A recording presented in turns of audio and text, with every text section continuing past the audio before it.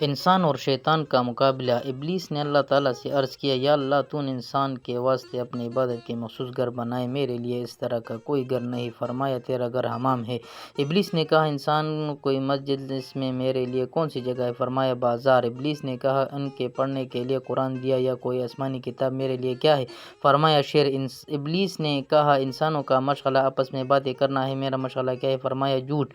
ابلیس نے کہا، انسانوں کو اذان دی جس سے وہ نماز کے لیے جمع ہو جاتے ہیں، میری اذان کیا ہے؟ فرمایا، گانا بجانا۔ ابلیس نے کہا، انسانوں کے لیے رسول بھیجے، میرے لیے کیا بھیجا ہے؟ فرمایا، تیرے لیے نجوم اور کاہن ہے۔ ابلیس نے کہا، انسانوں کی کتاب دی، میرے لیے کون سی کتاب ہے؟ فرمایا، تیرے لیے وشم، ہاتھوں کے نشانات۔ ابلیس نے کہا، انسانوں کے لیے شکارگاہیں بنائی، میرے لیے شکارگاہ کون سی ہے؟ فرمایا، عورتیں تیری شکارگاہ ہے۔ ابلیس نے کہا، انسانوں کے لیے کھانے کی بہت سی چیزیں بنائی، میرے لیے کھانے کو کیا ہے؟ فرمایا، وہ کھانا جس پر بسم اللہ نہ پڑھی جائے۔